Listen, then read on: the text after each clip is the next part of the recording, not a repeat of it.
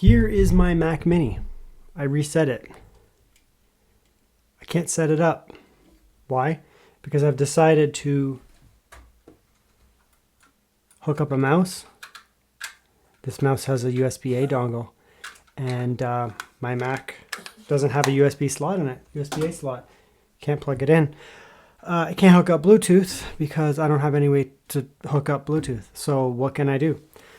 Isn't that an unfortunate thing? Well, one of the issues with the Mac, I mean, it is a great little thing, especially this Mac Mini M4. It's a cute little guy. Comes with a couple USB-Cs in the front, a few at the back. Amazing value, but you don't get a lot of different things. One of the things you're missing from it is all the cool stuff that this little dock here has. This is a little dock that you can put underneath of it, and it's going to add a lot more ports. One of them being USB-A, which is like insane that this doesn't have USB at all. So you can't hook up things like that. You can't quickly plug in things like that. This is a NVMe based little enclosure. You plug it in there and you can have really fast storage. You don't have access to that. This guy here is meant to fix that. It sits underneath. It actually allows you to access your power button. Isn't that shocking? You're going to get a lot more ports. You're going to get USB-A, you're going to get headphone jack, extra HDMI out, etc., etc., etc. The other cool thing is it has a built-in NVMe slot. One major issue with Macs is that storage is horribly overpriced. The base Mac Mini, the M4 here, is really interesting because the price is actually quite good. You get the M4, you get 16 gigabytes of RAM at base. That's awesome. But you get crap storage. 256 gigabytes of storage is nothing at all. I mean, yeah, you can plug in, external enclosures and that to extend your storage, hook up stuff like this, and that's fine. But then you have an extra piece on it. This one here, it's actually built right into it. So you get the benefit of the dock, but you also get the benefit of the NVMe. Look at that. Cute little guy. So it's got a little bit of a rubber thing going on there so that it's going to, not scratch your device or anything like that. That's nice.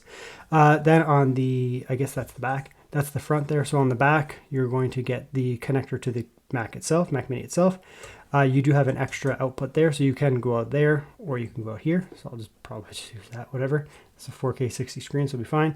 Headphone jack, one USB-A. It's a USB-A 2, meaning it's a slow USB, as you would expect. And that's meant to be for things like this, little dongles. So I can actually hook up my freaking mouse and get connected to my operating system.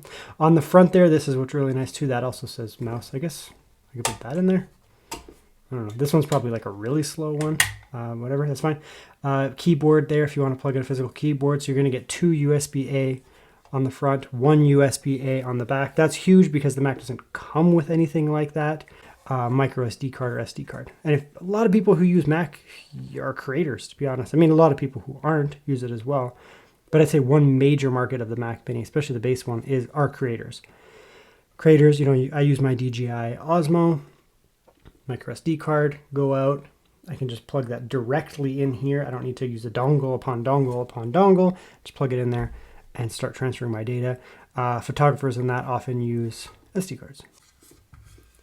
I mean, these are multiple, so you can put in different lengths there. You can put in 2280, 2260, which I've never seen one, 2242 and 2232, which are just 2232, 2242. Look at that. Now we have some storage. This is a nice massively thick thermal pad because there's a bit of a gap between this and the bottom. Especially if you're using a really fast high-end Gen 4 drive, you're going to want some conductivity. So that's going to quite literally just touch this. I think that's backwards. It's basically just going to touch this here. And then that's going to work as a heatsink because this whole thing is a giant piece of metal. So it's going to work as a heatsink to keep heat off of your SSD. I'll pick that one. And you can see here there is the rubber piece here that goes into that. So it's not going to, block your airflow or anything like that at all. And the other thing is it has that cutout. So your power is actually easy to hit. The Mac power button is really stupid. Like this thing, it's really hard to get. I can't physically get my finger under there when the thing is off of this. So this actually gives you a nice little, riser. So you can go like that, and I can actually reach back here easily and get my finger in. Isn't that a novel thing that now exists? Okay, so here we are now. I have my new volume, which is, you can see, 1 terabyte.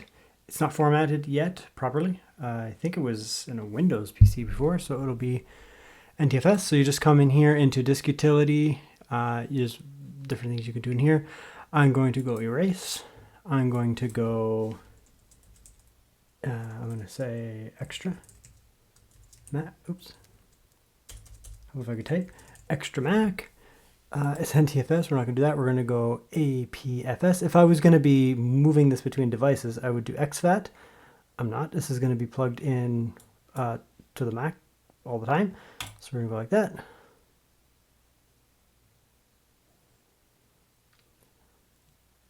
Boom. Look at that now. Now I have much more storage. So my internal Mac storage was very small. It's 256 model. So I mean, at baseline, you only have 182 gigabytes of storage. That's nothing. So, like, I can have like one video that I'm working on that is like 100 gigabytes. I'm not even joking, honestly. It's very easy to do that. Now I have a terabyte. So I've massively increased my storage here by many, many, many times. And this is just a 1 terabyte. I could throw in a 2 terabyte, a 4 terabyte. I probably will eventually put in a 2 terabyte, just a little bit more.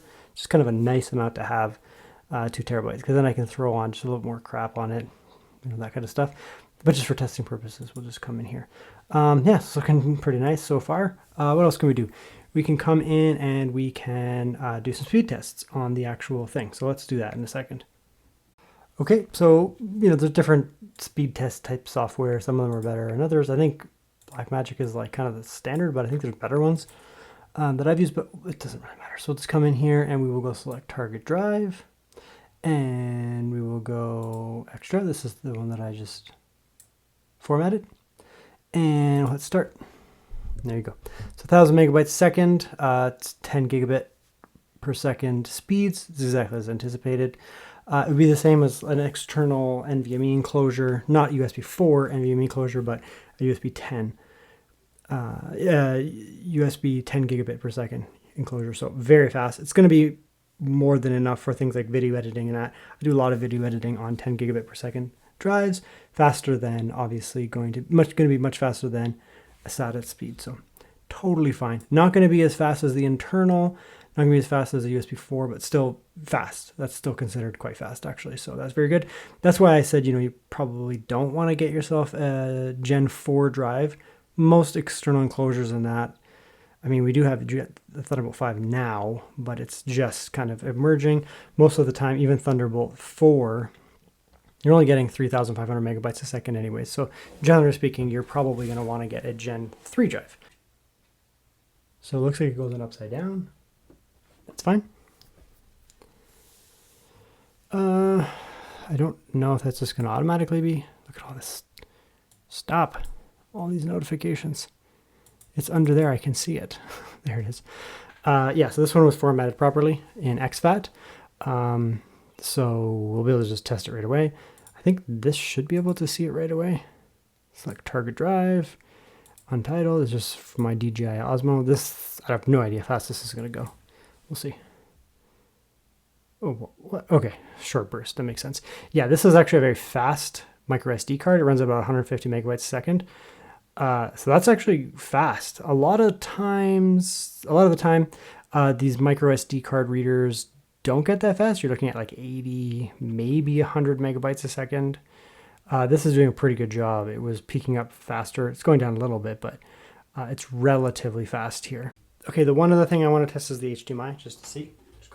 Oh, the other nice thing too is the headphone jack. It's not on, on this one here. We have a headphone jack on the back. So we're able to basically plug our headphones into the back of the device rather than the front. And by headphones, I mean, in most cases, speakers, right? It's kind of annoying to have to plug something in there, or, I mean, it has a built-in speaker, but it's like over here. If you want to get stereo sound, you can plug a speaker into the back of there, which is quite nice. The HDMI is fine. It's totally fine. That's that. I don't think I really need to do much more. It's sweet. There you go. That's the device there. It works quite well. So it looks nice. It's a nice little complete package here. I kind of messed it up. Nice little complete package there. It allows you to press the button under the back and actually get your power. That alone makes it like half worth it.